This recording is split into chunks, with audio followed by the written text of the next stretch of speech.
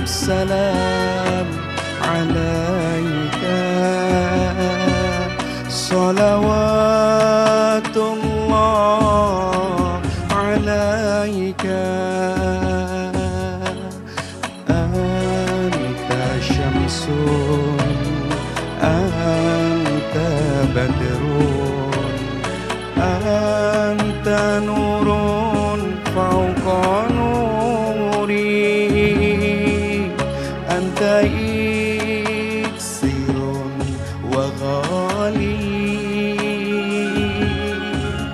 أنت مصباح الصدور يا حبيب سلام عليك صلوات الله عليك.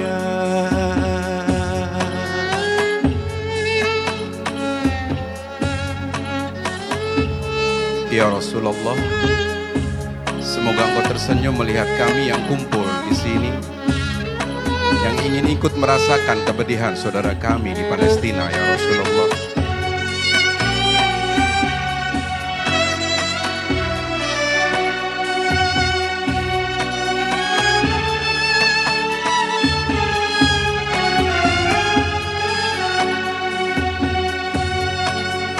Ya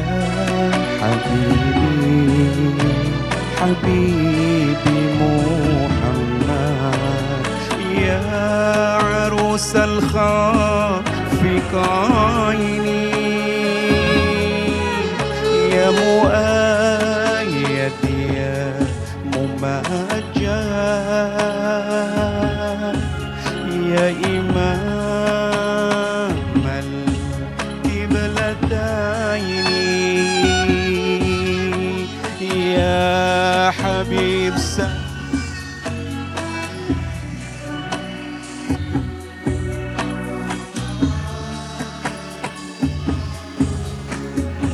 alaika ya Habibi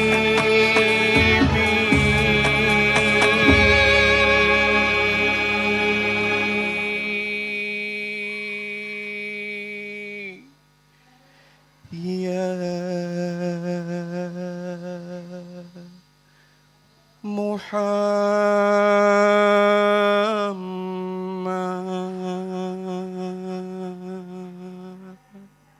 Assalamualaikum warahmatullahi wabarakatuh. Hari ini mudah-mudahan akan menjadi saksi buat kita semua bahwa kita sekecil apapun ingin mengekspresikan dan menunjukkan bahwa kita ikut merasakan kepedihan saudara kita. Dan saya teringat Presiden Soekarno pernah mengatakan selama kemerdekaan Palestina belum berada di tangan rakyat Palestina, maka selamanya bangsa Indonesia akan tetap menjadi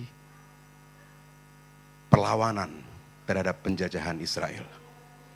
Dan kali ini saya ingin kita mendengar suara merdu dari adik kita Konita Zayan membawakan lagu untuk Palestina. Bismillahirrahmanirrahim.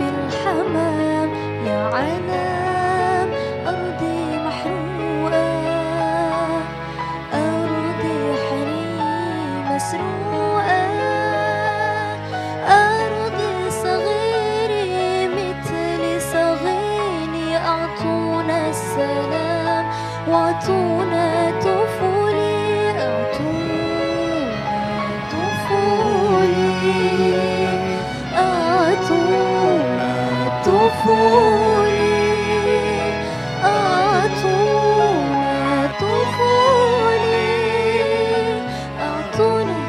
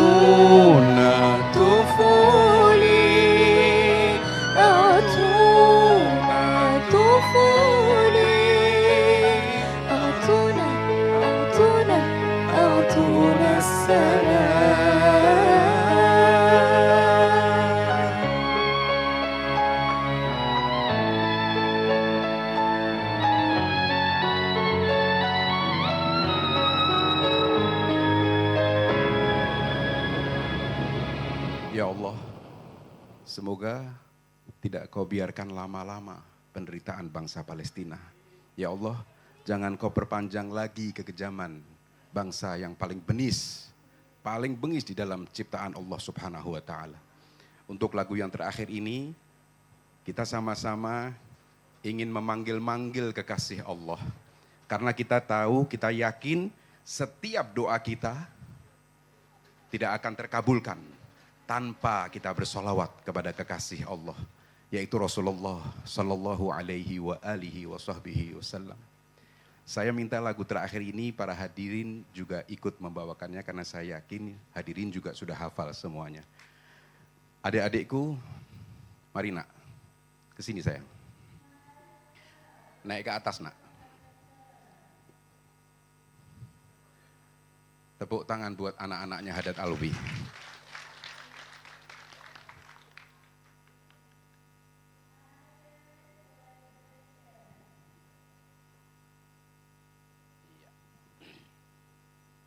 Bismillahirrahmanirrahim.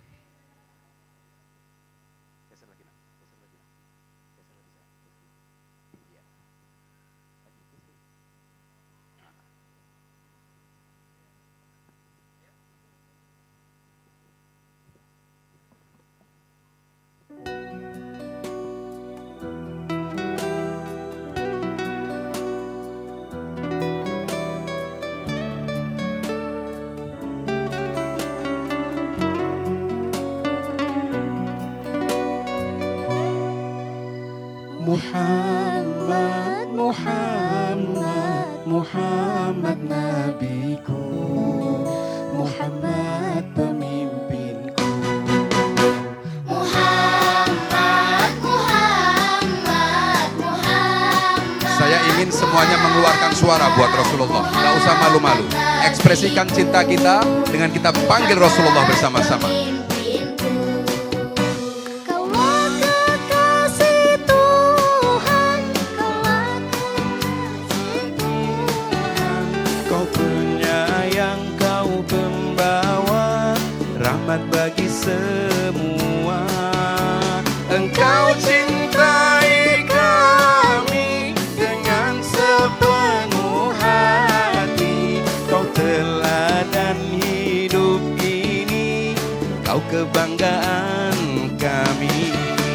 Muhammad, Muhammad, Muhammad, Muhammad, Muhammad nabiku, Muhammad pemimpinku.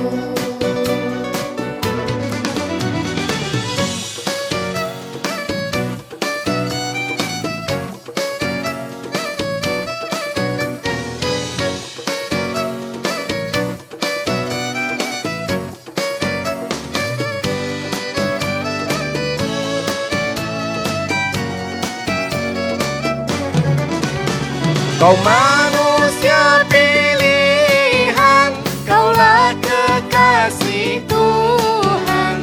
Kau penyayang, kau pembawa rahmat bagi semua. Kau cintai kami dengan sepenuh hati. Kau teladan hidup ini, kau kebanggaan kami. Muhammad, Muhammad. Sekali lagi saya minta semuanya panggil nama Rasulullah. Muhammad nabiku, Muhammad pemimpinku. Sekali lagi semuanya. Muhammad,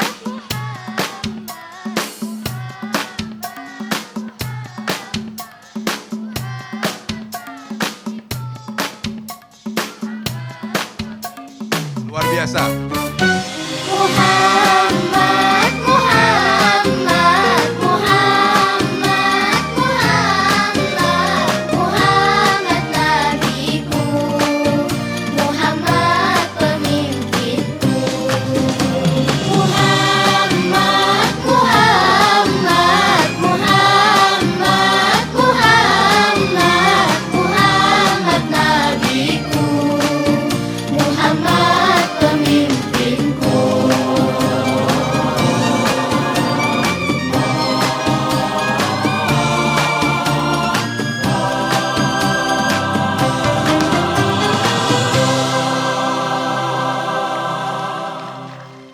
Terima kasih. Oh ya, saya ingin foto dengan kita bertiga. Iya.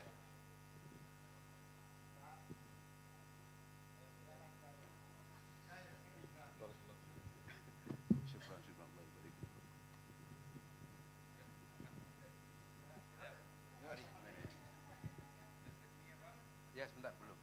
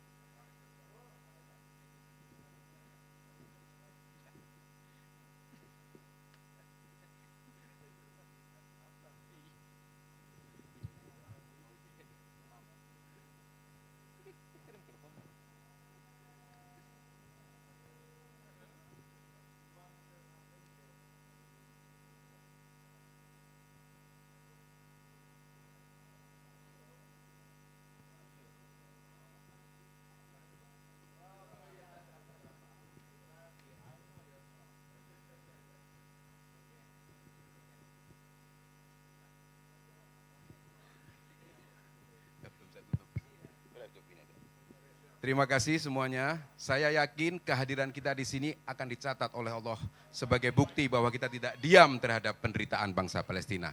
Assalamualaikum warahmatullahi wabarakatuh.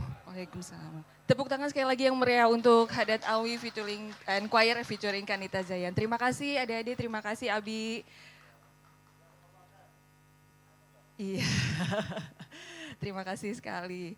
Oke, baiklah, sungguh sangat menyentuh hati ya tadi penampilan dari Hadat Alwi and choir featuring Kanita Zayan. Dan sekarang kita akan mulai ke acara selanjutnya yaitu acara talk show cerita dari Palestina yang akan dimoderatori oleh Mbak Pangestuningsih. Kepada Mbak Tutu kami persilakan.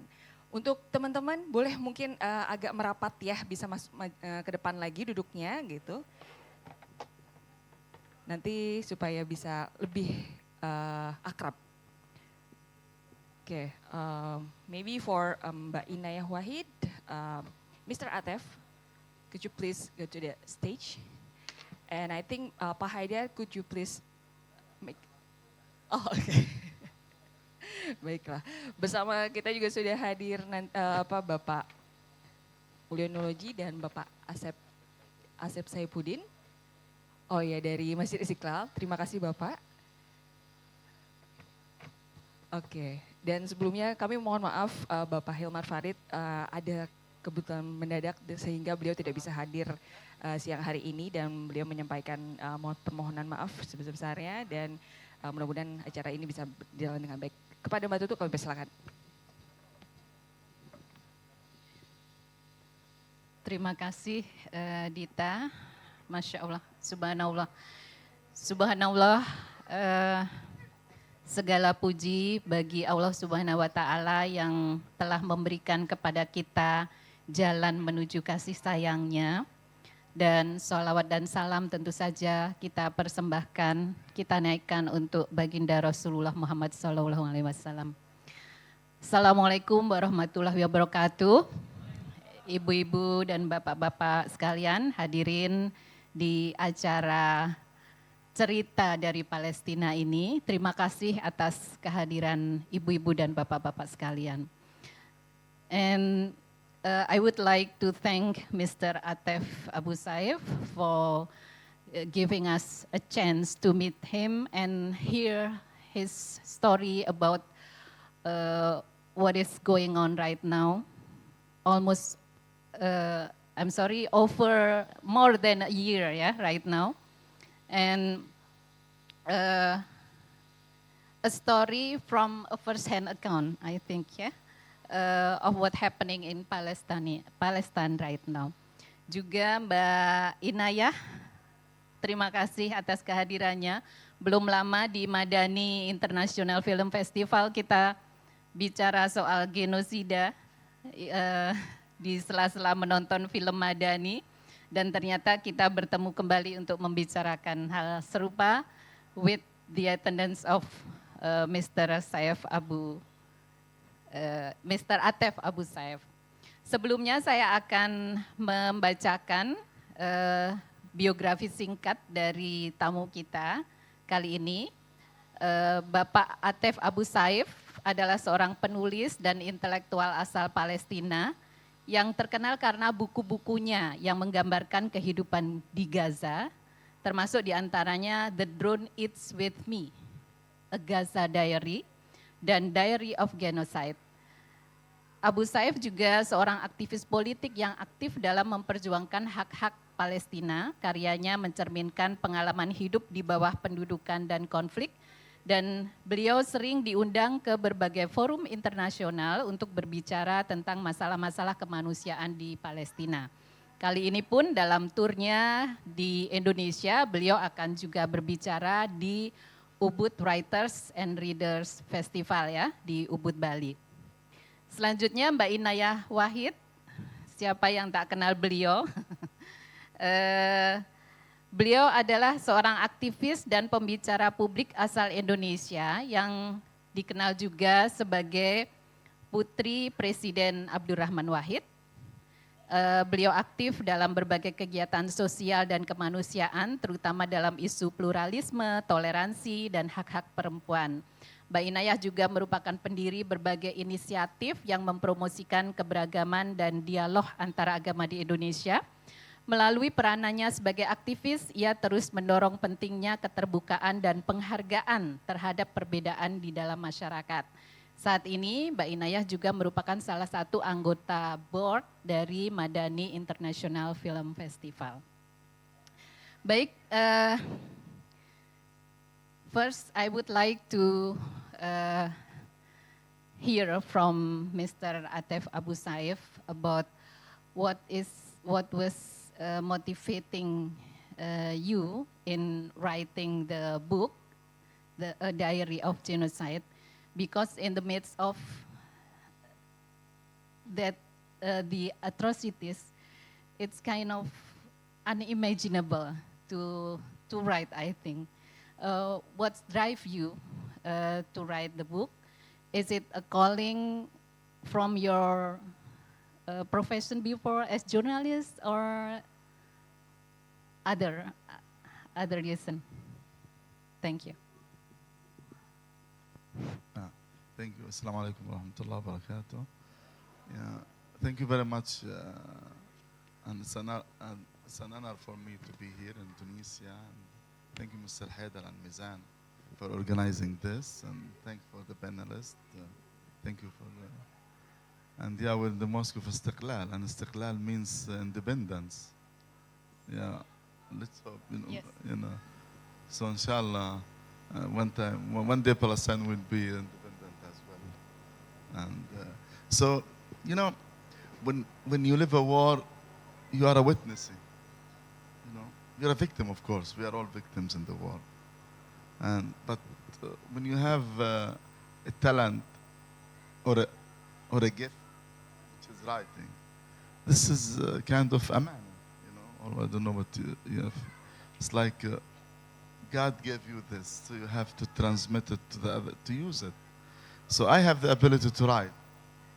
So, and this is the thing I am good in, actually. This is what I can do as writer.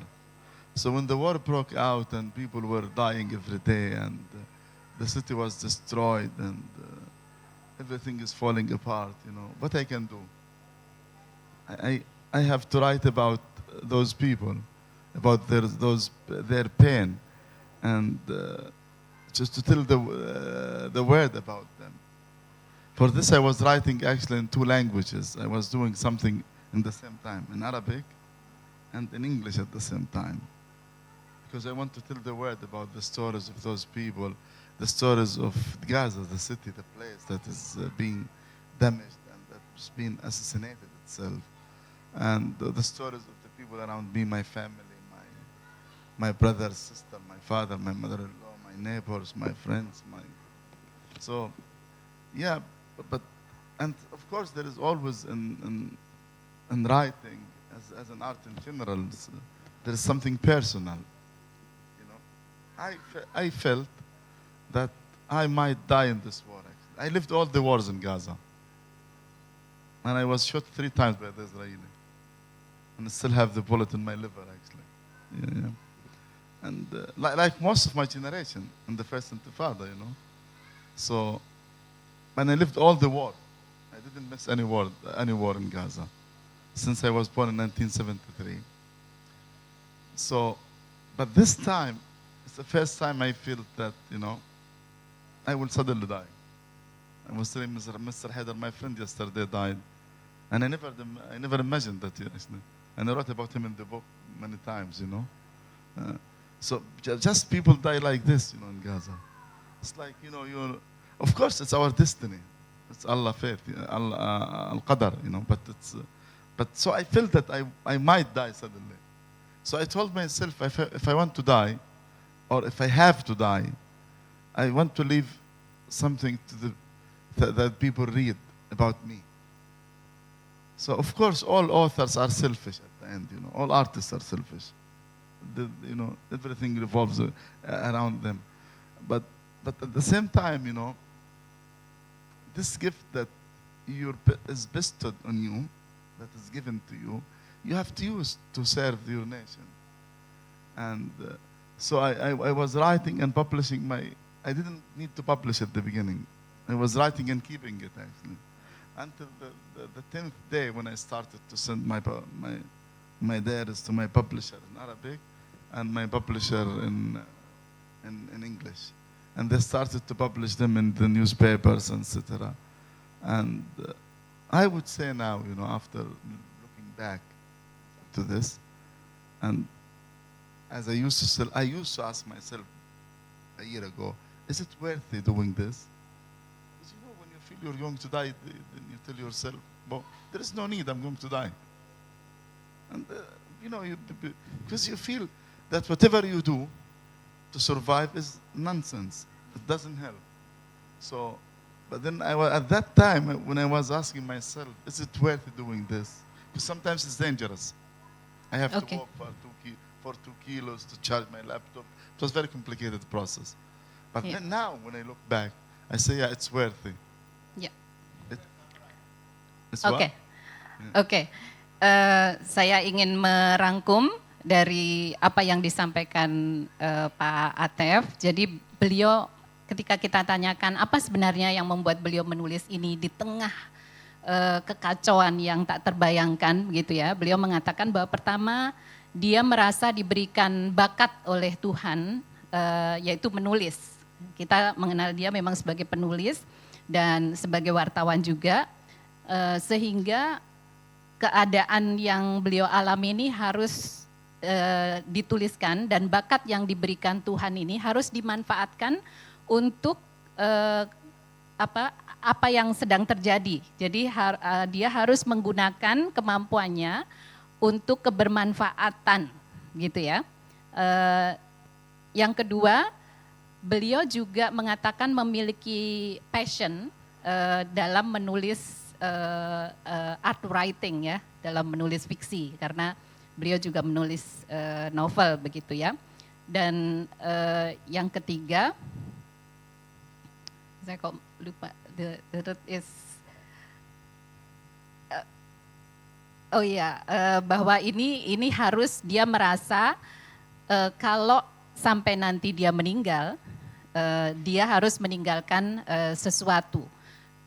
Karena itu dia menulis dalam 2 bahasa ya, bahasa Arab dan bahasa Inggris, karena bukan hanya untuk masyarakat Palestina saja tulisannya beliau ini disampaikan, tetapi juga untuk tentu saja dunia.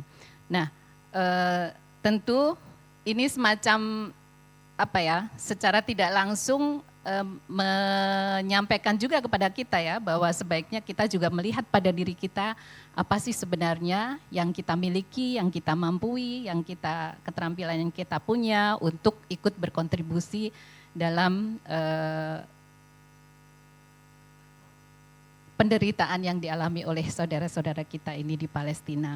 Tadi beliau juga mengatakan bahwa sejak lahir itu beliau sudah mengalami 3 kali perang gitu ya. Jadi bahkan sehingga saat inilah yang kemudian beliau merasa perlu begitu ya untuk menuliskannya gitu.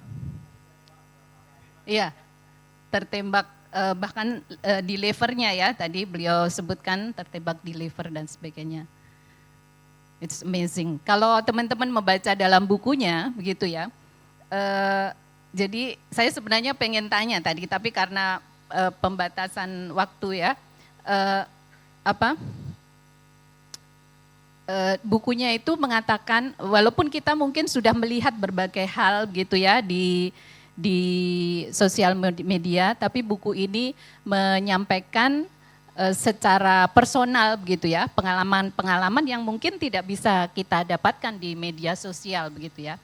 Misalnya bagaimana orang Palestina itu punya rumus-rumus untuk menyelamatkan diri, bahwa mana di dalam rumah itu yang paling safe ketika ada pengeboman gitu ya. Biasanya mereka misalnya menyebut koridor dan anak tangga, jadi di bawah tangga. Atau ketika setidaknya untuk bisa survive menjalani penderitaan yang sekarang terjadi ini, ada setidaknya sebaiknya kamu memiliki 3 keluarga, yang satu antri makanan, yang satu antri minuman, yang satu antri charger. Jadi sangat hal-hal kecil yang mungkin tidak kita dapatkan di sosial media, dalam buku ini disampaikan secara sangat personal. Baik, saya ingin beranjak dulu ke Mbak Inayah sebelum kembali lagi kepada Pak Atef. Nah, Mbak Inayah ini kita ketahui sebagai salah satu anggota Board Madani International Film Festival yang telah 2 kali ya take Palestine as focus country ya, last year and again this year. Apa kira-kira Mbak yang alasan dibalik pemilihan Palestine ini sebagai focus country? Ya, Assalamualaikum warahmatullahi wabarakatuh. Salawat dan salam pada Nabi besar Muhammad SAW.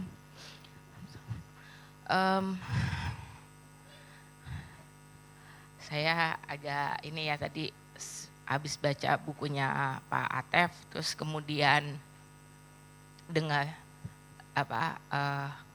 Abi Haddad nyanyi itu agak susah untuk bisa ngobrol dengan kondisi nggak sedih, itu susah banget gitu ya. Tapi mungkin itu juga yang saya rasa penting untuk diceritakan. Tadi Pak Atef sempat bertanya, ini sebenarnya pada dirinya sendiri bahwa ini layak nggak sih saya ngelakuin ini semua gitu ya, penting nggak sih saya ngelakuin ini semua gitu, padahal nyawa saya penuh resiko gitu, ngapain sih saya ngelakuin ini semua gitu, harus nyari kadang-kadang jalan jauh, nyari chargeran tadi Pak Atef bilang gitu. Tapi kemudian Pak Atef lihat ke belakang dan ngerasa bahwa ini menjadi sesuatu yang sangat penting gitu, bukan hanya buat masyarakat Palestina tapi juga buat dunia gitu ya. Nah, itu juga yang saya rasa mungkin menjadi core atau dasar dari apa yang kami berusaha lakukan di Madani gitu. Madani Film Festival itu adalah sebuah film festival yang biasanya kami adakan di bulan Oktober setiap tahunnya gitu ya. Ini sudah tahun ke-7 dan setiap film-film yang kami putarkan di Madani Film Festival adalah film-film yang menceritakan tentang pengalaman masyarakat, pengalaman para Muslim di seluruh dunia gitu. Jadi ada berbagai macam bentuk pengalaman para Muslim gitu. Nah, yang menarik bukan kata yang tepat, tapi jadi begini, tanggal 7 Oktober tahun lalu 2023 itu adalah malam pertama pembukaan Madani Film Festival tahun lalu. Hari itu kami mengundang seorang sutradara dari Palestina, namanya Mohanad Yaqubi. Film pertama yang kami putarkan malam itu sebagai malam pembuka adalah sebuah film dokumenter buatan Mohanad Yaqubi tersebut, yang bercerita tentang dokumentasi masyarakat Jepang dan solidaritas mereka terhadap perjuangan Palestina. Saat itu perjuangan PLO gitu ya. Nah, film itu kemudian dirajut oleh Mohanad menjadi sangat menarik gitu ya, sangat indah dengan berbagai macam, tidak hanya dokumentasi dari masyarakat Jepang aja, tapi juga dari berbagai dokumenter yang lain gitu. Nah, Madani Film Festival setiap tahunnya selalu memberikan tema. Kami biasanya kemudian memilih film-film berdasarkan tema tersebut yang ingin kami bawa. Tahun itu tema yang kami pilih judulnya adalah Buhul atau ikatan. Yang ingin kami sampaikan adalah ikatan, waktu itu kan kita juga baru keluar dari kesulitan, baru keluar dari pandemi dan segala macam ya.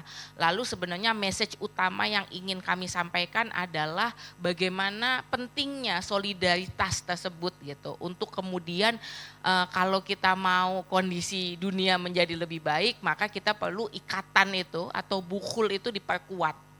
Yang kami nggak sangka saat itu, jadi pada saat pemilihan film-film, jadi ini belum tanggal 7 Oktober. Jadi ini jauh dari tanggal 7 Oktober, persiapan selalu kami lakukan 1 tahun sebelumnya. Saat belanja film, salah satu yang terjadi kemudian adalah Direktur Madani Film Festival menemukan si film tadi itu ya, film tentang dokumenter masyarakat Jepang itu. Lalu kita kemudian memutuskan ini yang akan jadi fokus, karena ini penting sekali. Bagaimana sampai hari ini, saat itu 2023, dan saat itu kita merasa bahwa bahkan masyarakat Palestina aja masih belum hidup dengan tenang. Saat itu 2023, belum kejadian 7 Oktober gitu. Jadi kami terkaget-kaget ketika malam pembukaan, saat itu adalah saat penyerangan, pertama kali penyerangan. Muhannad di atas panggung itu bahkan masih bilang tenang aja. Gitu. Ini kita panitia udah mulai, wah ada penyerangan gitu. Muhannad itu saat itu masih yang udah tenang aja, ini udah biasa. Sesuatu yang sebenarnya akan saya highlight menjadi segini loh hidupnya masyarakat Palestina, sampai ketika ada kondisi yang tidak yang buat orang lain buruk, mereka menganggapnya itu menjadi normal gitu. Segitu buruknya situasinya gitu. Hidup mereka bahkan sebelum genosida ini. Lalu malam itu Muhannad masih bilang tenang aja, kami sudah mengalami kayak gini tuh sering gitu.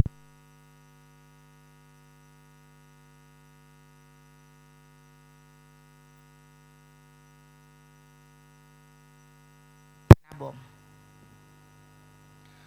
Hari itu juga kami panitia memutuskan untuk melakukan Q&A, biar Muhannad sebagai orang Palestina itu menceritakan langsung apa sih yang terjadi dan bagaimana sudut pandangnya gitu.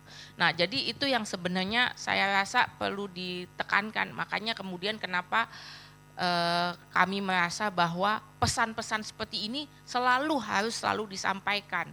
Ini nggak boleh berhenti gitu. Dan menjadi penting kalau baca buku ini rasanya kayak ngalamin sendiri, karena cara Pak Atef bercerita itu benar-benar kayak kita ada di situ gitu. Jadi rasa sakitnya itu bisa kerasa sehingga publik juga benar-benar publik dunia tahu sebenarnya apa yang terjadi di sana. Karena seringkali kita juga paham ada distorsi media.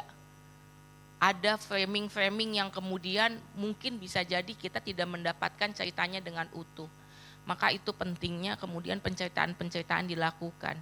Dan itu juga pentingnya kenapa kemudian memberikan ruang bagi yang bersangkutan untuk bisa bicara. Dan itu yang kami upayakan untuk ada di Madani.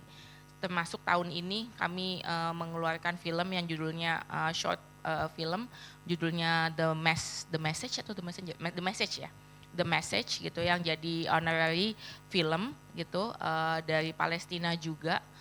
Film itu bercerita tentang perempuan yang berusaha untuk memberikan USB yang isinya kondisi Palestina di sana gimana, dan latar belakangnya itu footage asli gitu.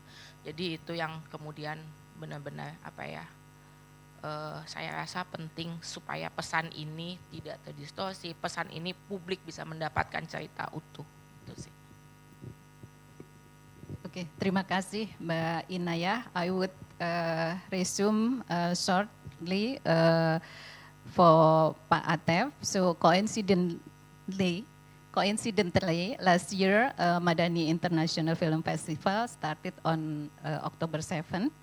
And the first film screened in the festival is a documentary film by Muhammad Yaqubi, a Palestinian director, about documentation compiled by Japanese people. Yeah, okay. Baik, I would like to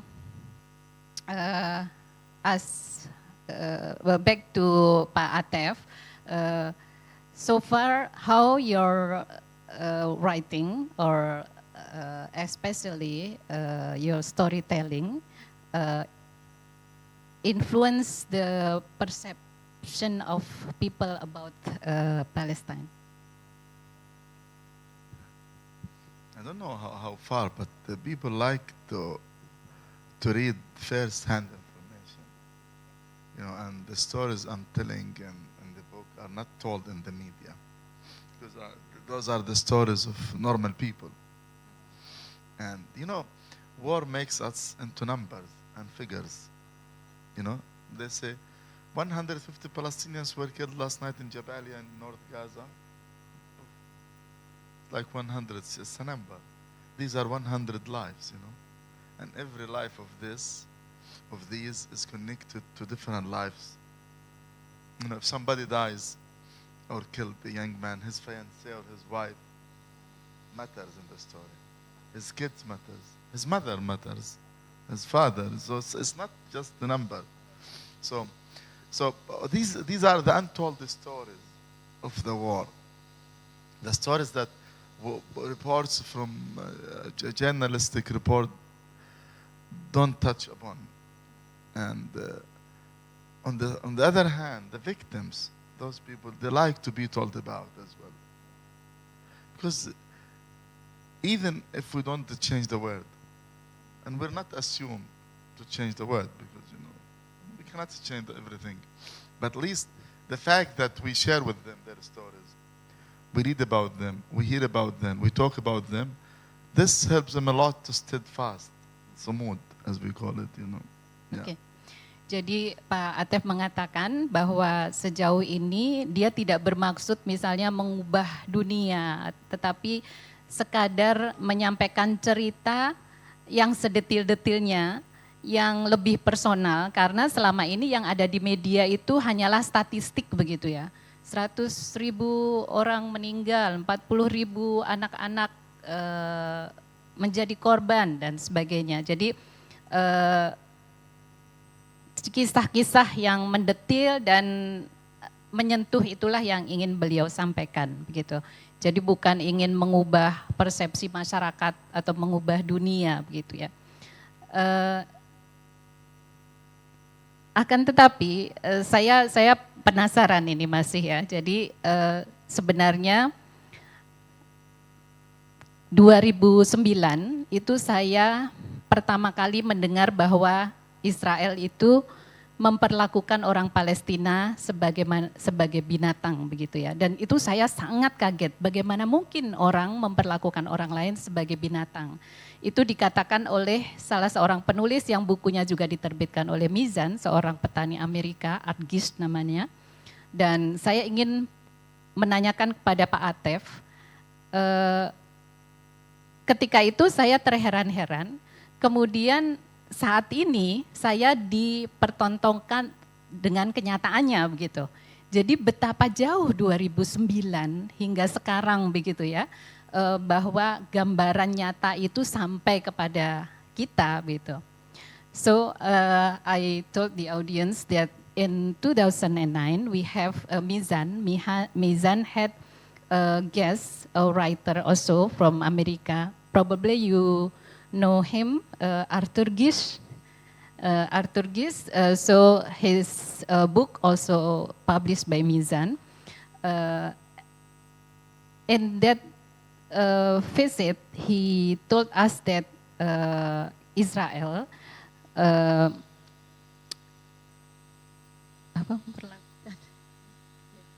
treat Palestinian like animal. So we shocked to, but and now we have the realization from social media. I mean it's so long time, 2009 and right now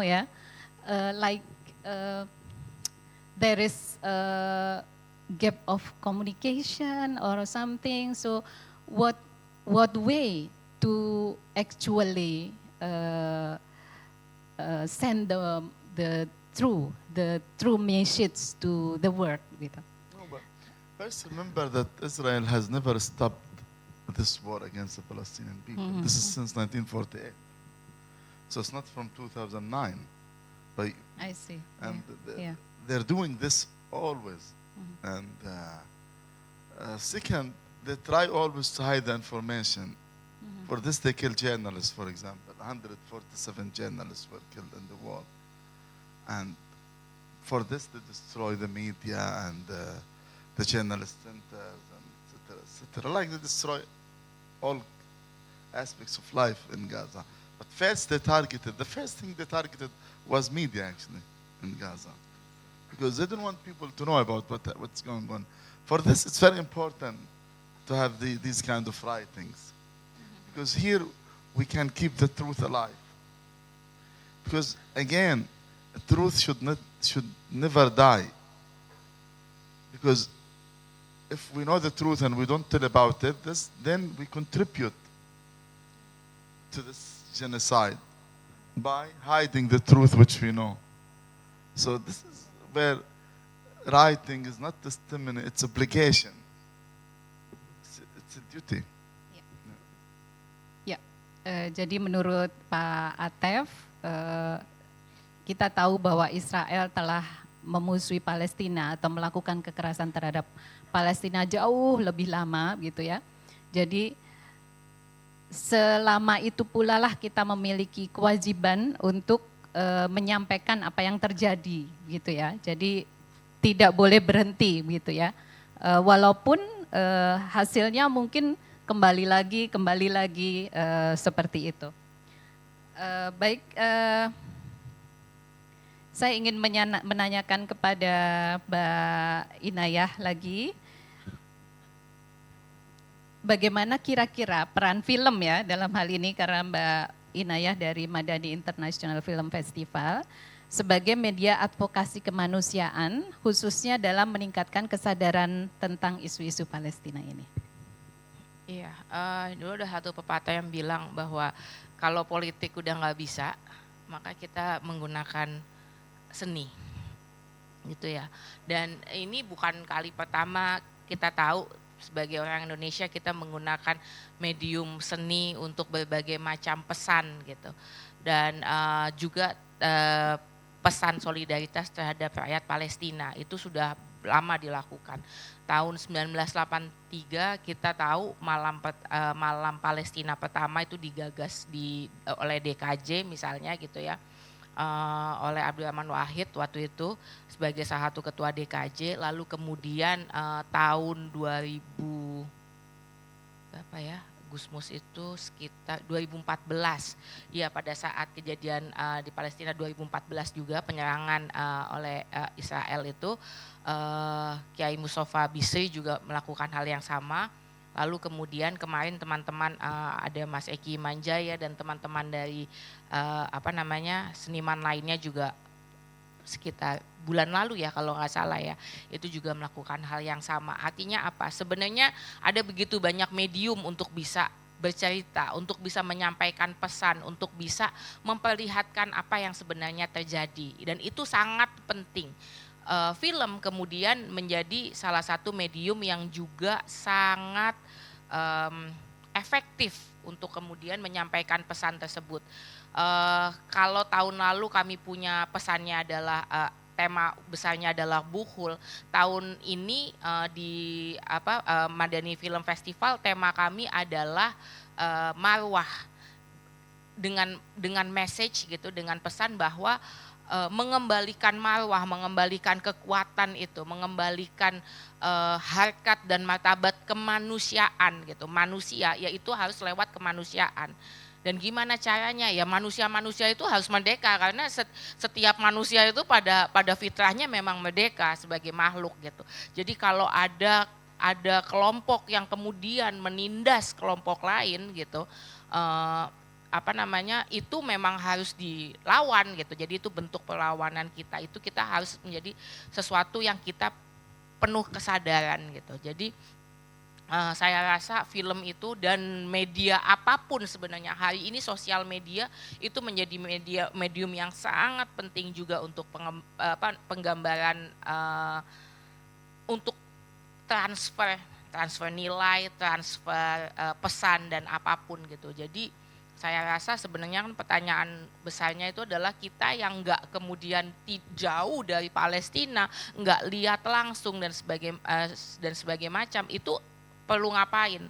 Maka itu yang kami lakukan di Madani Film Festival, kemudian memberikan panggung untuk mereka supaya bisa bicara. Itu yang sebenarnya saya rasa jadi tugas utama kita yang jauh dari sana gitu, Mbak. Tutup. Terima kasih Mbak Inayah. Mbak Inayah told us that Indonesian solidarity for Palestina is been started long ago ya.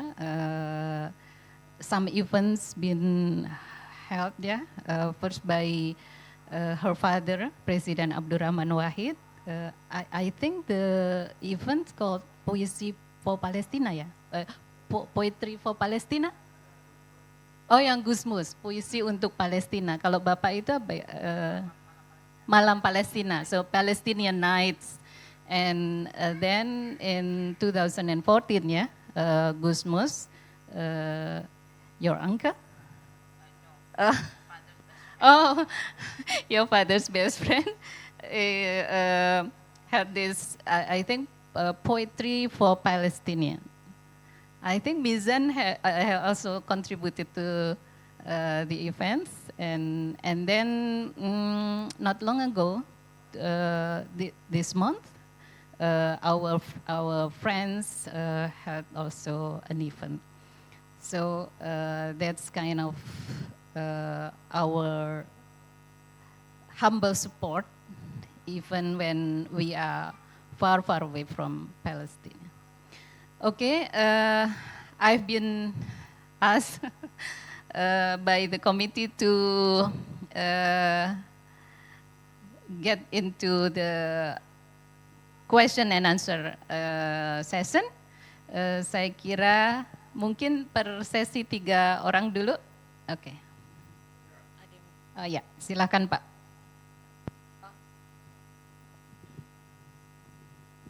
Silakan. Assalamualaikum warahmatullahi wabarakatuh. Excellencies Mr. Atep, Ibu Saib dan Ibu Mbak Inayah, dan moderator. My name Asep Saifuddin, Admiral retired. So I know situation about the war because maybe about 35 years old, the condition of the war. The first, because I'm one of the management in Istiqlal, we always support to the Palestine here. I would like to ask to Mbak Inayah, because there is someone, Ummi, this woman, she thought about the Palestine, that she thought in TikTok that there is no Palestine. Only Bani Israel. And I think it is very difficult because we know Palestine long time ago. Indonesia with Palestine, the first when Mr. Sukarno said support the first to Palestine. And I'll always follow about what of the about minutes, Barnamij about Palestine in India place. I always follow, and I always listen about it. But Ummi, one of the Ummi, he said to me, he entered to the mosque and she took about the Quran. She read about Surah Bani Israel. For press or ayat 101 until finish, she said there is no Palestine, only Bani Israel. Until now, I accept this TikTok because it is very dangerous, I think. Yeah, dangerous. That she thought there is no Istiqlal. And then the second TikTok, but not woman, not Umi, it is man. I think it is not from Muslim, yeah, because I know that he is not Muslim. He said to like this: if this TikTok read by Muslim in Indonesia, for instance, in my opinion, it is very difficult and very dangerous. when we always to support the Palestine to save Gaza, because I have gone there as a military before, long time. I think we have to make in social media the counter what he said. That what he said, it isn't true. What is maybe Mr. Atep or Mbak Inaya would like to excerpt. Actually, I'm sure that the Umi or someone who said there is no Palestine, I'm sure that he has not read the history of Palestine. Yeah. That is why the truth of the history of the Palestine treaty to be learned. Thank you very much. Assalamualaikum warahmatullahi Terima wabarakatuh. kasih. No, I'm So gonna answer I this think we question. shall I'm answer going to right away, answer okay? it.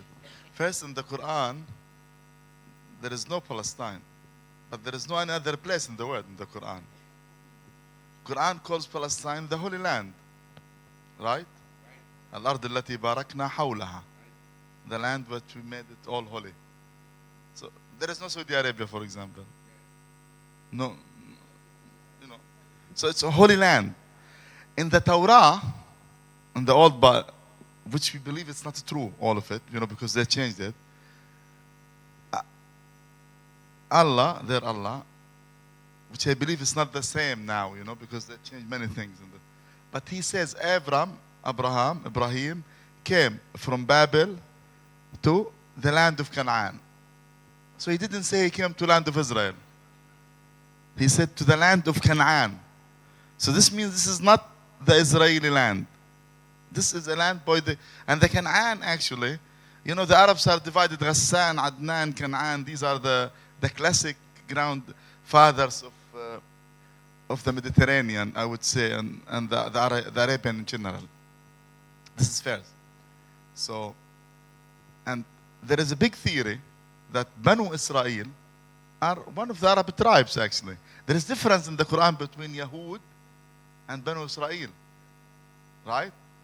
وحرمنا على بني إسرائيل ما حرم إسرائيل على نفسه, صح? We forbidden for Bani Israel what Israel forbidden for himself. So Allah never mixed Bani Israel with the Yahud, the Jewish. And look to what the theologists and the Imams explain this. And in most cases, Allah cares the Jewish because they changed the Torah. But when he touches upon Bani Israel, he talks about a tribe actually, a people which he talked to them, and so it's very, and like for example in Palestine we have a kind of Bani Israel, we call it Samiriyin, a Samiri in the Quran. You know, if you tell them you are Jewish, they kick you out of the house, and they consider Israel is a curse. It's against Allah's will, and they pretend, or they say, I know them, they're Palestinians. They say we are Palestinians, and we are the true Bani Israel.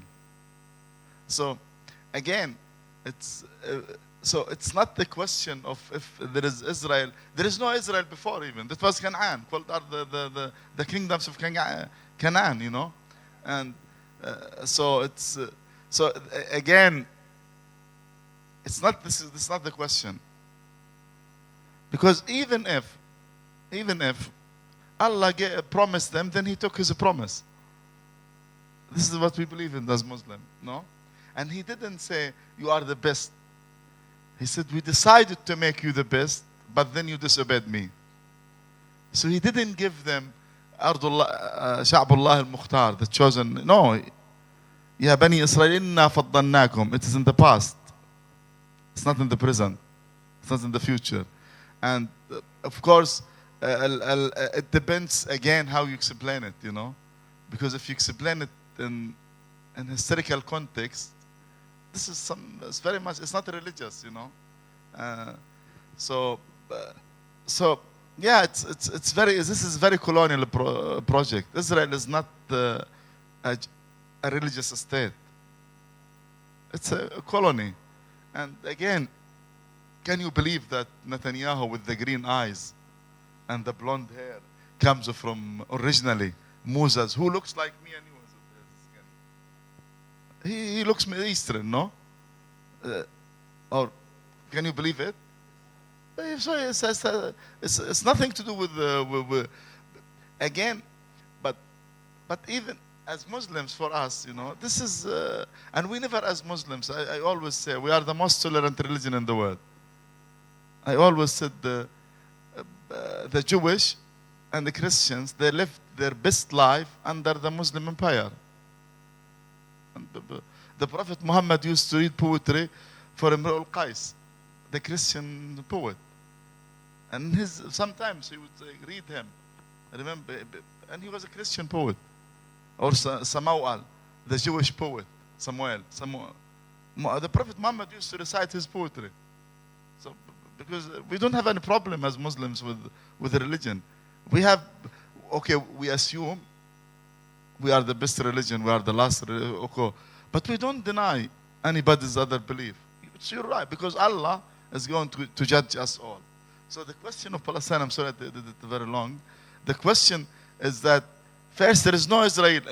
There is a people called Israel. There is no land called Israel. And in the Torah or in the Quran even. Allah doesn't mention the land of Israel in the Quran. He doesn't say. When he refers to the land, he says, the land that we made holy. He never, but he referred to the people, which is many scholars, including Israeli and Jewish, they say, we are an Arab tribe. Guys, we are nothing. We came from the Arabia like many, you know, hundreds of tribes they were in the Arabia. And they were one of them. Even there is a big thought in research, says, all what took place in the Torah. I remember the Quran never mentioned, never remember that Bani Israel have a state in Palestine. No, he never, the Quran. He says, you know, Allah, he talks about Moses, but he didn't say Moses get in Palestine. Even the Torah he didn't get in Palestine. But many scholars, they say, actually all what took place in the Torah took place in the Red Sea. And there it's very controversial because, you know, many people wouldn't accept it. But archaeologically, until now, they didn't find a stone of the temple. And again, even, you know, it's very important that we understand Quran very well. Because Quran doesn't attach Bani Israel to Palestine. It's the land which made holy, which means very huge, from Yemen to Turkey, to Indonesia, all this holy land, anyway. So it's, you know, anyway, this is my Ya. Yang lain perlu diterjemahkan atau langsung? Oke, tadi dengan sedikit bercanda dan memang kenyataannya begitu ya, kalau Palestina tidak ada di Al-Quran, tempat-tempat lain pun sebenarnya juga nggak ada. Kemudian Pak Atef juga mengatakan bahwa di Quran itu juga beda ya antara Yahudi misalnya dengan tidak ada Israel juga begitu ya. Bahkan beliau juga menyinggung tadi apa yang juga sudah sering kita saksikan ya dari para pendukung Palestina di sosial media, bahwa sebenarnya yang sekarang di negara Israel itu sama sekali bukan orang native di situ begitu. Bahkan saya juga pernah melihat Pak Asep Saifuddin TikTok yang mengatakan bahwa orang Palestina itu lebih semit. Jadi sebenarnya mereka yang semit begitu ya, bukan Netanyahu dan kawan-kawannya, karena Netanyahu misalnya disebut dari Polandia dan sebagainya. Oke, selanjutnya mungkin Mbak Inayah bisa menyampaikan kira-kira tadi concernnya Pak Asep Saifuddin tentang bagaimana mengcounter paham yang tersebar luas ini. Iya, ya itu masalahnya ya Pak ya. Iya, makanya saya sepakat banget sama Pak Atef. Ya kalau cuman kita nyarinya negaranya, ya Indonesia juga nggak ada di Al-Quran, terus mau gimana gitu kan. Kan nggak begitu caranya, cara mainnya gitu. Nah, saya rasa kalau kita berkutat di situ Pak, gini, sosial media itu kemudian wilayah apa ya, liar gitu. Jadi semua orang bisa ngomong apapun di situ. Mau yang asal ngomong, mau yang emang sangat terpelajar dengan data-data yang sangat sohih gitu ya. Itu semuanya ada di situ. Ya disitulah medan pertempuran kita, Pak. Gitu. Ketika kita misalnya membawa satu pesan, ya itu medan pertempuran kita memang di situ. Memang sulit banget, kita juga nggak bisa mengekang orang untuk nggak ngomong, itu nggak mungkin. Tapi yang bisa kita lakukan adalah, kalau saya pribadi, yang saya lakukan dari kemarin-kemarin dan yang dilakukan oleh banyak teman-teman saya gitu ya, itu adalah kemudian kalau saya fokus di kemanusiaan, Pak. Apapun alasannya, apa yang dilakukan oleh Netanyahu dan teman-temannya saat ini, itu gak bisa diwajarkan. Makanya penting buat kita untuk kemudian misalnya menggunakan diksi-diksi yang sangat tepat juga gitu. Jadi misalnya kita tidak menggunakan diksinya perang gitu, karena ini bukan perang gitu. Ini jelas bukan perang, ini genosida. Artinya apa? Artinya yang terjadi itu disengaja, pembantaian. Artinya ini ada sesuatu yang timpang. Nah, kita fokus di hal-hal kayak gitu, Pak. Kita fokus di kemanusiaan. Saya dan teman-teman aktivis lainnya gitu misalnya, itu selalu mengingatkan bahwa kita nggak bisa bicara soal kemanusiaan di satu sisi dan nggak ngomong di sisi yang lain. Dalam artian, kalau misalnya nih kita ngomong soal pembebasan masyarakat Palestina, kita juga harus sadar di negara kita juga banyak nih yang tertekan gitu. Jadi kita fokus di situ, kita fokus di bahwa ada ketidakadilan yang jelas-jelas terjadi. Kita terus menerus dan jangan capek, Pak. Kuncinya cuma satu, jangan capek. Karena ini sesuatu yang tadi makanya saya bilang kenapa saya cerita bahwa di awal bahwa yang kami lakukan itu pada saat di Madani tahun lalu, itu sebelum kejadian ini, sebelum genosida ini. Artinya apa? Artinya ini adalah maraton. Dan kalau kita nggak punya stamina yang kuat, kita akan kecapean. Maka penting buat kita, Pak, supaya ya terus-menerus bersuara. Buku-bukunya Pak Atef ini pentingnya tuh di situ gitu, untuk memberikan gambaran langsung dari apa namanya korbannya nih loh, apa sih yang terjadi gitu. Dan saya rasa itu yang bisa kita lakukan, Pak, gitu. Kita bisa untuk, kita nggak mungkin ngeblok mereka, kita nggak mungkin tanda kutip menghabisi mereka. Cara kita menghabisi mereka adalah dengan semakin membanjiri dari konteks Palestina sebanyak-banyaknya. Itu yang mungkin bisa kita lakukan.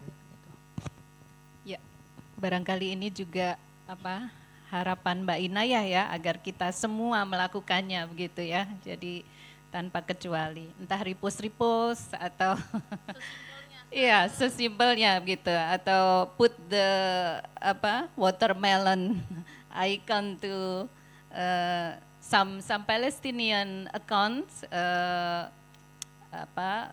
have been cancelled by Twitter, for example, ya. So we have to help them, give them voices, ya. Oke, satu pertanyaan lagi. Saya minta maaf, saya mau yang sana ya. Digabung boleh. Ladies first. Ya. Terima kasih sebelumnya, perkenalkan saya Lintang dari Kantor Berita Antara. Pertanyaannya untuk Mbak Inayah sekaligus mungkin untuk Pak Atef ya nanti. Ini kan soal budaya ya Mbak Inayah, bagaimana ini bisa menjadi salah satu alternatif gitu untuk menyelamatkan anak-anak di Palestina gitu. Kan mereka selama ini kurang diportray gitu ya. Jadi dengan cara-cara budaya mungkin atau dengan pendidikan yang lebih halus gitu, itu mereka bisa lebih mendapatkan perhatian gitu. Bagaimana sih film dan media-media seperti ini itu bisa menyamarkan mereka juga itu. The same question to Mr. Atef, how do you portray the children in your book, and how is culture can memberdayakan ya mungkin lebih ke bagaimana how the culture can make the children be more powerful to fight for their life. Okay, that's all. Thank you. Yeah, thank you. Actually, yeah, the children is going to be affected more of this war in the future, because they're very young and they will carry all these memories with them in their future life. And just imagine that your first memory is war. That you are 5 years old, and when you become 30 or 40, and your son or daughter asks you to tell them about your childhood, then you tell about the war. So of course, lots of psychological problems will. And here becomes the role of course, the post-war process, or after the war. Many things need to be done, including like kind of a treatment, for children, of course, and providing them with good life is the main thing. That they should live in a better future, and let's say, inshallah, they will live in a better future. But when it comes to literature, of course, culture plays a great role, including cinema and theater and storytelling and animation and painting, and revealing all what is hidden inside our souls. And now, even while the war is going on, we have 2 cinema festivals in the tents in Gaza this year, and they were showing them in the tents. And just you see the people, thousands of people were watching the movies, and international movies as well. So culture can play a great role in not entertaining, and inhaling, or helping people to recover. And so you have many activities now in the tents. When I was Minister of Culture, we launched a big project which is still going on, actually. With the ministry and the civil society organizations, including cinema, including storytelling, story reading for children. Mainly, you read them stories and to explain them, to interact with the stories, and including drama therapy, because drama can play a big role in this. So yeah, of course, again, of course, what matters for the people is their life, to survive. But if you provide them with cultural activities, then you help them to survive, because you help them to cope with the consequences of the war. Yeah. Thank you. Ya, sebenarnya Pak Atef udah merangkum semuanya sih ya gitu. Tapi yang bisa kita lakukan dari point of view yang bukan orang Palestina misalnya gitu ya, atau kalau kita bicara apapun ya, kekerasan apapun, genosida apapun, yang bisa kita lakukan adalah cara kita mensupport para korban itu adalah dengan memberikan ruang bagi para korban untuk bicara, untuk menyuarakan. Jadi itu yang kemudian juga penting gitu. Jadi bagaimana kita nih orang Indonesia, kita mungkin nggak dilihat di sana, kita jauh banget dari sana, kita nggak tahu kondisinya kayak apa. Yang bisa kita lakukan adalah memberikan ruang. Kami di Madani percaya memberikan ruang supaya mereka yang bercerita langsung, gitu. Sebanyak-banyaknya, seluas-luasnya. Jadi semakin banyak orang juga yang paham, yang tahu. Kayak tadi nih pertanyaannya Pak Asef, itu kan beda banget kalau konteksnya yang jawab adalah orang Indonesia dan yang jawab orang Palestinanya langsung gitu.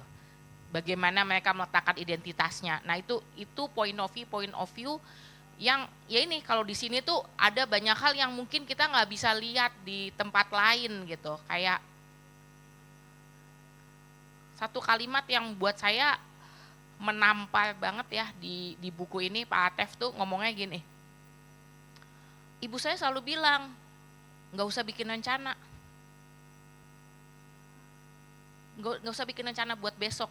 Itu tuh nusuk banget gitu, bahwa kita bahkan ya baiklah semua orang juga nggak tahu kita besok bakalan hidup apa enggak, tapi bagaimana kemudian resiko itu menjadi sebegitu besarnya gitu.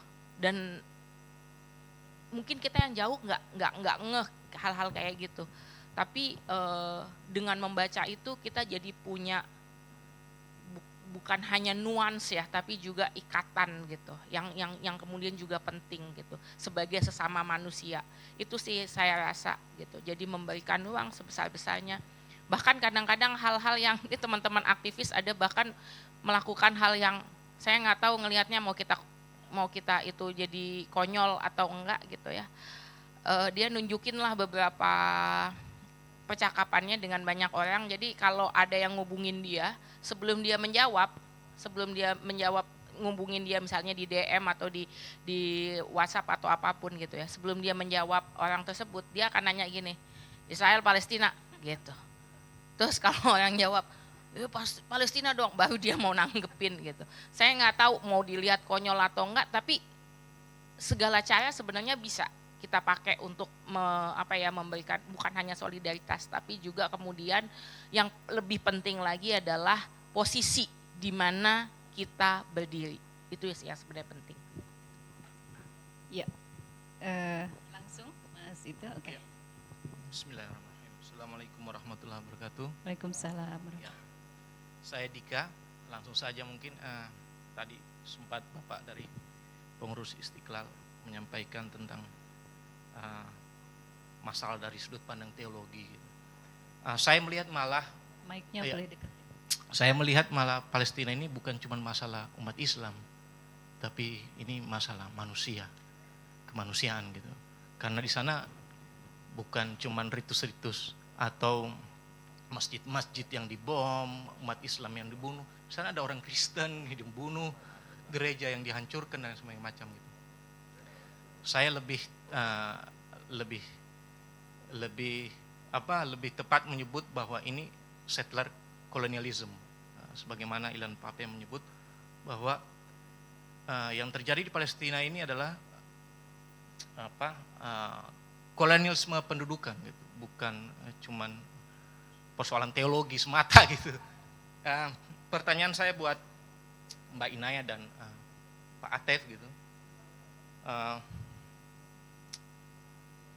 Ini kan hampir semua di dunia, masyarakat dunia ini bersatu gitu, menyuarakan Palestina melawan genosid.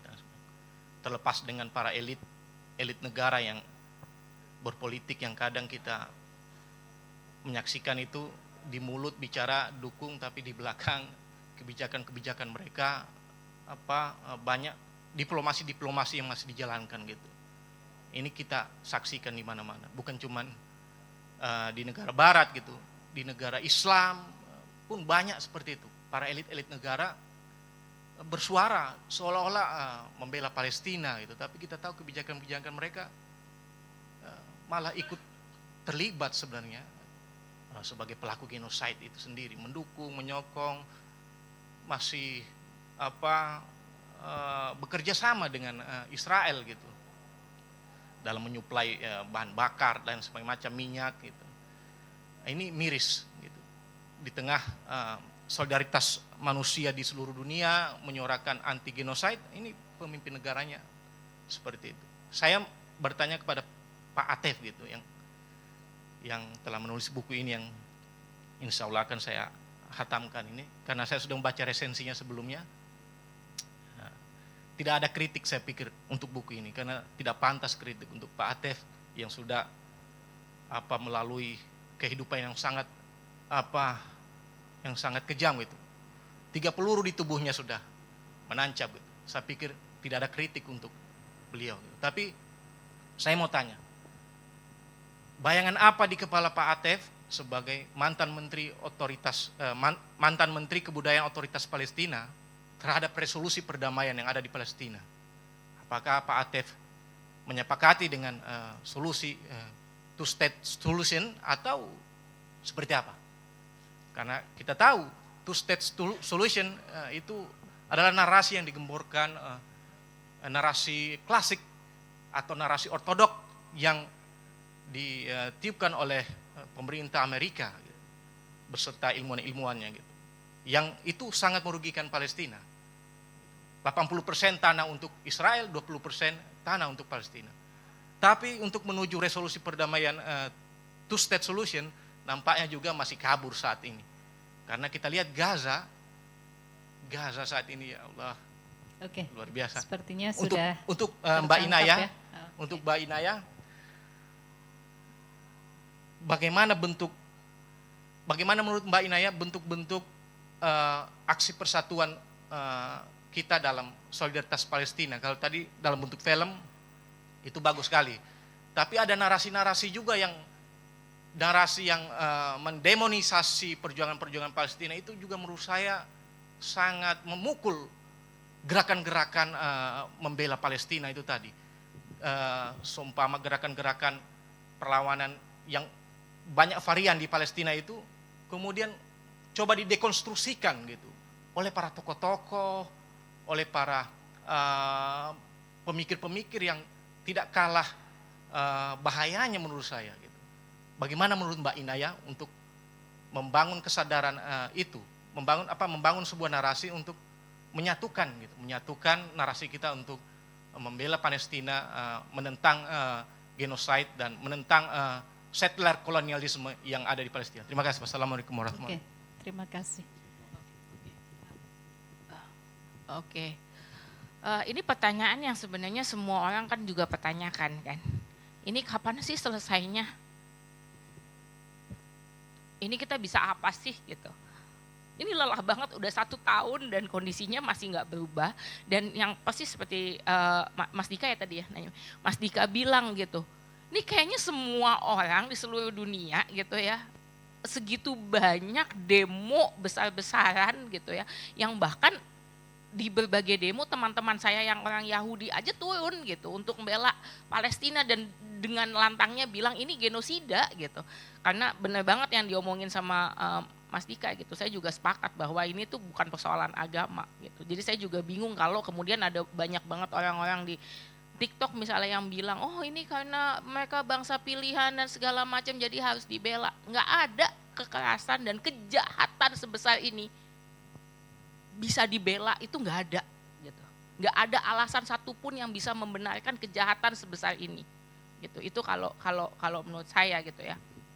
Nah, tapi kan faktanya kita hari ini benar-benar sampai saya kemarin baru ngobrol sama teman gitu, yang kita kayaknya banyak banget orang-orang yang udah mulai stres dan mulai bahkan itu memunculkan ada beberapa yang saya kenal depresi gitu, karena ngelihat nggak ada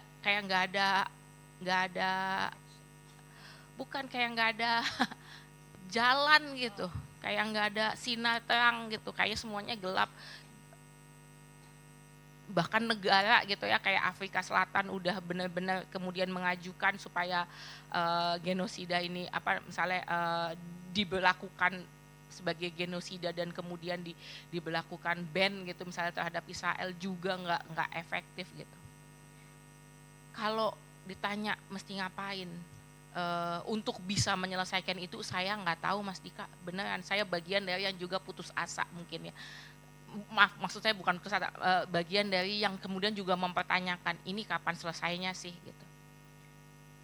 Tapi kalau kemudian pertanyaannya apa yang bisa kita lakukan, ya lakukan apapun yang kita bisa. Benar bahwa selalu ada yang kita lawan nih gede banget loh gitu. Ini bukan hanya persoalan satu negara gitu, ini benar-benar persoalan dunia, dan yang kita lawan itu negara-negara adik kuasa, para bully yang gede-gede banget gitu, yang kemudian juga disupport sedihnya oleh banyak bangsa negara-negara kuat lainnya gitu. Tapi saya belajar banyak banget dari teman-teman aktivis gitu. Apapun persoalannya, apapun isunya, kita nggak boleh pernah berhenti berdiri bersama para korban. Itu jelas. Jadi cuman itu aja yang bisa kita lakukan. Kalau mau ditanya actionnya apa, saya nggak bisa jawab secara spesifik karena tiap kita punya caranya masing-masing. Tapi yang pasti kita berpegang pada hal tersebut. Berpegang pada kemanusiaan, berpegang pada nurani kita, berpegang pada nilai-nilai yang kita miliki. Saya rasa kita semua nanti pada akhirnya akan menemukan banyak bentuk yang berbeda-beda. Ya yang tadi saya ceritain kayak teman saya gitu, misalnya dia bilang bahwa oh lu kalau nggak support Palestina gue nggak mau ngomong sama lu, kayak misalnya yang kayak gitu-gitu. sesimpel kayak gitu, mendatangkan pembicara seperti yang dilakukan oleh teman-teman hari ini gitu ya, untuk bicara apapun yang bisa kita lakukan, sesimpel-simpelnya hanya repost, sesimpel-simpelnya mungkin banyak orang ngetawain kita karena kita boykot, nggak apa-apa, teruslah memboikot, teruslah berhenti membeli segala sesuatu yang kita tahu punya hubungan atau kemudian mensupport hal-hal kekejian yang terjadi hari ini. Meskipun hanya itu yang kita punya saat ini, nggak apa-apa, tapi itu kekuatan yang nantinya akan, insya Allah nanti akan selalu ada jalan gitu. Saya rasa hari ini itu bukan cuman penting buat kita untuk mendengarkan dari masyarakat Palestina ya gitu, dari orang Palestinanya, tapi juga antara kita satu sama lain yang kemudian mensupport dan bersolidaritas, yang kemudian kelelahan mungkin itu untuk juga saling support gitu, saling memberikan energi bahwa ayo kita jalan lagi, yuk jalan terus gitu. Mungkin itu yang bisa kita lakukan. Palestina itu cuma satu dari begitu banyak kekejian yang ada di dunia gitu. Jadi hanya satu dari persoalan kemanusiaan yang ada gitu. Jadi sebenarnya saya rasa penting buat kita untuk selalu standpointnya di situ. Berdiri di situ aja. Apapun yang Mas Dika bisa, apapun. Even sesimpel cuman pakai kefiyeh, nggak masalah. Cuman pakai stiker, kalau itu menunjukkan kita standnya di mana, dan kita punya solidaritas itu, insya Allah nanti gelombangnya akan makin gede. Semoga. Itu aja sih yang bisa saya jawab. Moga-moga itu bisa menjawab. Oke. One comment. Israel is a colonial project, it's true. But they're using religion for this. So it's like any colonial project, like the Dutch when they were here. Of course, they want to take the land and everything, you know. But in our case, in the Palestinian case, the problem is that they use religion and they use the Quran and the Torah, you know, to steal the country. And more important, they want to destroy the Aqsa Mosque because they believe that the Israel cannot be established without demolishing the Aqsa Mosque and building the temple, the fake temple actually. It doesn't exist it never existed, at least not in Jerusalem. So why do you think the ultra Christians, they support Israel? Like Trump or Biden. Biden is very religious because they believe that Jesus will not come again, the second coming of Jesus they call it, without the establishment of the temple, because he will come to destroy the temple. So they support Israel not because they love Israel, because for the prophecy, their prophecy, you know, we believe as Muslims that Yeshua, Isa is coming again, no? They believe in this, Christians as well. But the mutatarrifin, or the ultra Christians, the very fundamentalists, they believe like Biden and Trump, and they believe that Jesus will not come again, Isa will not come again, before Israel as a state is built and the temple is built on the mosque. So he come to destroy the temple. So they don't support Israel out of love. It's out of anti-Semitism deep inside. So they want to bring all the Jewish in the Holy Land. So Jesus comes to kill them all. So this is a story. And if everybody believes it in different way. This is for a second. Third, there is very much difference between the stand of the people and the stand of the leaders in many countries, mainly in Europe. Europe is not democratic as you believe, you know. Europe is the democracy is for some people, not for everyone. People in Europe, they don't vote for international agenda. They vote for internal, you know, internal politics, taxes, cleaning, health, insurance, etc. You know, welfare, education. So yeah, of course. But let's admit that there is ongoing increase in the support and solidarity movement in the world. And this made a lots of a change in the positions of many European countries, including the Americans even. Okay. Yeah, so- He also asked you about your opinion of peace resolution, about two-state solution. Listen, the two-state solution now, like it's not applicable now, because Israel made it hard, and Israel would not accept any solution with the Palestinians. And I think the only possible solution that is that there is this land, everybody can live there, regardless of his religion or her religion. So, but even if we want a peace solution, Israel will not accept it. Remember when Arafat did the peace deal with Rabin? They killed Rabin in Tel Aviv. They shot him because he made a peace deal. So the only possible solution for me, how conflict can be solved? Either you fight continue, or you make a peace deal. The only possible peace deal, if you want to make it, is to have a state for all the people there. And whoever wants to live in it, he's welcome. I don't have a problem, again, with anybody. But nobody can tell me this mosque is our temple. And this church is our temple. So what is a mosque is a mosque. If there is a synagogue, I don't mind. We Muslims, we used to build synagogues for the Jewish in Andalusia. And in Morocco. And in Palestine. So the Muslim caliphs used to build the mosques and the churches because it's their religion. Allah can judge them for this. It's not us. So the only possible solution, either you fight or you have a peaceful deal. The only possible peace deal for me is to have one state. It's my personal opinion. Because two-state solution is, as it was in the last 30 years, is not applicable now, unfortunately. Oke, baik, sudah bisa ditangkap saya kira ya, Mas.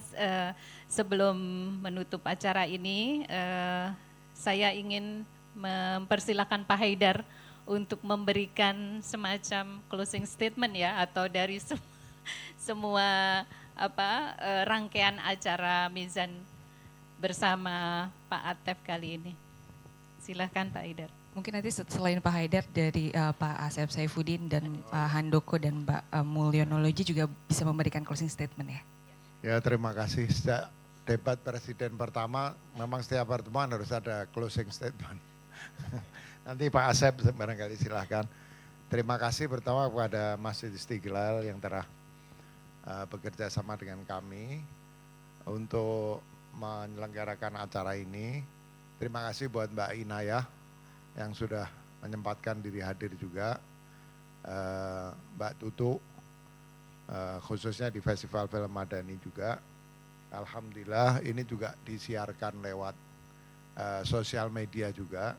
Jadi mudah-mudahan lebih banyak yang mendengar dan nanti juga akan diupload juga di YouTube untuk bisa diikuti lebih banyak orang lagi. Ya. Saya kira itu mudah-mudahan pertemuan pada hari ini insya Allah bisa memberikan kesempatan pada kita untuk mendengar dari orang yang sepenuhnya terlibat di dalam tragedi sangat besar bagi kemanusiaan yang selama ini cuma kita dengar dari media atau kita tonton dari film-film gitu ya. Dan seperti kata banyak orang sekarang, kadang kita kalau membaca Al-Quran kita bingung lihat ada Fir'aun, ada Toghut, ada orang yang sepertinya tidak punya sama sekali hati sebagai seorang manusia. Ini sekarang dengan korban bangsa Palestina, kita ditunjuki sekarang betapa orang-orang seperti itu ada bukan hanya di masa itu, tapi di masa sekarang ini ya. Sampai-sampai saya ini mendirikan gerakan Islam Cinta, dan saya merasa saya harus merevisi sebagian pandangan saya tentang itu setelah adanya persoalan pembunuhan dan agresi terhadap bangsa Palestina ini. Ya. Jadi sekali lagi terima kasih. Persis kata Mbak Inayah tadi, kita lakukan apa yang kita bisa, sebisa-bisanya. Mizan alhamdulillah kecil tapi sudah menerbitkan belasan buku khusus tentang Palestina. Kemudian Mizan bersama Madani Bengkel Mas Hikmat CS itu Pabrik namanya. Kultur, Pak. Pabrik Kultur juga menginisiasi Madani Film Festival. Kemudian pernah juga kita meskipun nggak ada artinya tapi menyumbangkan seluruh keuntungan bisnis kita dalam sebulan untuk membantu korban-korban di Palestina. Saya sendiri menulis beberapa artikel khusus tentang Palestina. Sebetulnya itu kita lakukan daripada kita tidak melakukan apa-apa. Kita merasa tidak berdaya, tapi apa saja yang kita punya kita upayakan agar bisa membantu saudara-saudara manusia kita, bukan hanya saudara seagama, tapi saudara-saudara manusia kita di Palestina. Jazakumullah khair katsir kepada semuanya. Terima kasih, mudah-mudahan nanti kita pulang dengan tambahan amunisi untuk berbuat lebih banyak bagi saudara-saudara kemanusiaan kita dan saudara-saudara seagama kita di Palestina. Terima kasih. Silakan. Baik, kami dari Masjid Istiqlal ya, bersama Direktur Utama IGF, Pak Mulyono Loji. Pertama, terima kasih Pak. Thank you very much to Mr. Atep. Terima kasih ke Mbak Inaya dan Mbak Tutu. Ya. Pak Haidar juga, semua stakeholder yang sudah melaksanakan kegiatan di Harmoni Istiqlal ini. Semoga ini menjadi spirit ya untuk kita terus memperjuangkan dengan doa ataupun dengan apapun yang kita bisa, seperti yang disampaikan oleh Mbak Inayah tadi. Istiqlal selama ini stand up on Palestine. Istiqlal selalu mengadakan kegiatan. Malam Jumat lalu 10.000 kaum muslimin berdoa di sini. Istighosah for Palestine. Dan juga infak, donasi. Kemudian hari ini kita mengikuti. Saya sudah kedatangan Menteri Pariwisata Palestina. Your minister from Palestine, Minister of Tourism, came to Istiqlal and discussed with me and the Grand of Imam last month. Come here to discuss. The Minister of Tourism of Palestine come here and discuss with me and Grand Imam. This is about the humanity, not about religion. Yeah, it is a humanity. This is true that it is genocide. That is why we have to follow our activity, our support, anything when we do, what we can do. Sekali lagi terima kasih kepada stakeholder yang semuanya, Pak Direktur Utama IGF, Pak Mulyono. Saya hanya salah satu unsur pimpinan. I am one of the manager in Istiqlal here.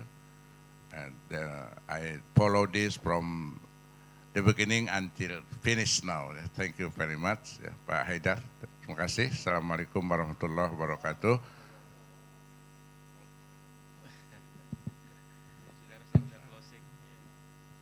Bismillahirrahmanirrahim. Assalamualaikum warahmatullahi wabarakatuh.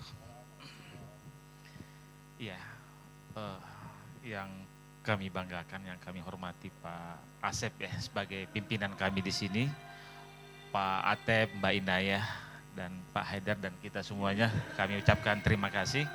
Ada 2 poin sebenarnya. Pertama bahwa dengan acara ini saya kira adalah improving the awareness ya. Jadi sebenarnya meningkatkan awareness kita tentang kejadian apa yang kita lihat ya. Yang kedua, strengthening our empathy, yaitu ya seperti yang disampaikan oleh Mbak Inaya. Jadi 2 poin ini saya kira yang kita bisa dapatkan, tapi kemudian ditambah oleh teman-teman jurnalis ini dan kita semuanya, spreading the distribution of the information. Ini saya kira yang penting juga. Jadi kalau kita mau simpulkan 3 poin ini yang kami tangkap, distribution of information, tetapi dalam 2 hal, ya, strengthening our empathy and improving our awareness. Saya kira itu, terima kasih untuk semuanya. Mohon maaf. Assalamualaikum warahmatullahi wabarakatuh. Terima kasih Ibu Bapak sekalian, Mr. Atef, Mbak Inaya, thank you very much. It's now time for Asher prayer, I think, right away. Pesan Mbak Inaya saya garis bawahi, teman-teman, ibu-ibu, bapak-bapak, jangan lelah, jangan capek, ayo terus berdiri di sisi yang sebenar-benarnya ya, sisi yang tepat, yaitu sisi Palestina dan tentu juga bangsa-bangsa lain yang mengalami penindasan, saya kira. Terima kasih sekali lagi atas perhatiannya. Mohon maaf bila ada salah dan khilaf. Assalamualaikum warahmatullahi wabarakatuh. Saya kembalikan kepada Dita. Terima kasih Mbak Tutu. Untuk mengakhiri mungkin kita bisa foto bersama ya. Mungkin dari sini aja, nanti dari fotonya biar ke audiens. Oke, boleh. Silakan, mau berdiri boleh. Kita, iya dari panggung, jadi di yang foto dari panggung, audiens boleh merapat, nanti bisa foto bareng.